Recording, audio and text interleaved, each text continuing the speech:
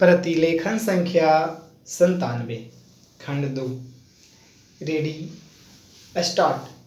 देशवासियों, मैंने अभी अभी राष्ट्रपति के पद की शपथ ली है और इस महान देश की सेवा में अपने को समर्पण कर देने का दृढ़ निश्चय व्यक्त किया है।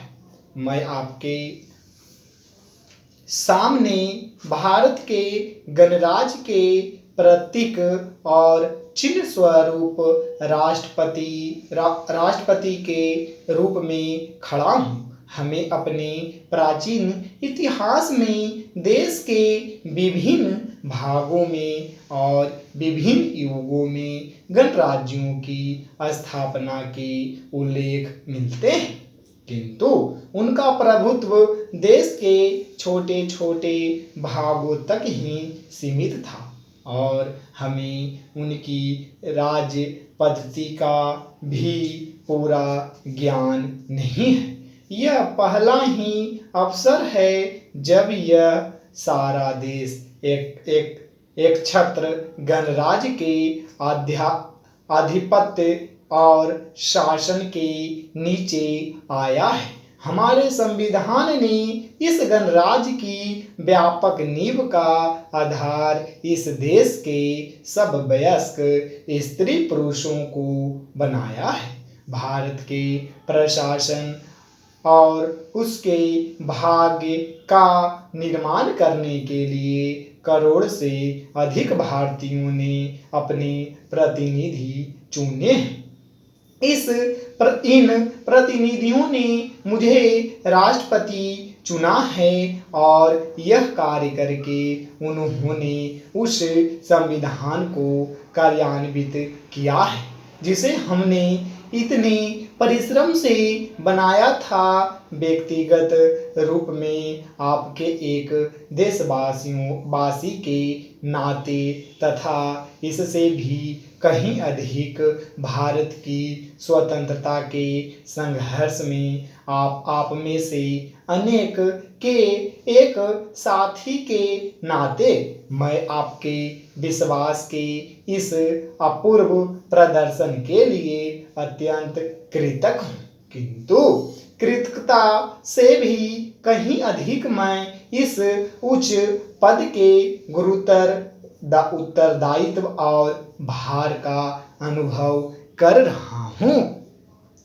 पैरा इस लोकतांत्रिक गणराज्य की स्थापना तो स्वतंत्रता की प्राप्ति के बाद ही हो सकती थी, अतः इस स्वतंत्रता को जिसे हमने कई पीढ़ियों के संघर्ष और तपस्या के बाद प्राप्त किया है, सुरक्षित रखना हम में से प्रत्येक का प्रथम और सर्वोपरि कर्तव्य है। हमारा अटल उद्देश्य यह है कि हम जनता की स्थिति सुधारें और उसकी उन्नति करें, किंतु देश के सुधार और उन्नति की हमारी सब योजनाएं हमारी स्वतंत्रता स्थिर बने रहने पर भी निर्भर करती है। उसी आधारभूत स्वतंत्रता पर ही तो हमारा वैयक्तिक और राष्ट्रीय जीवन निर्भर है।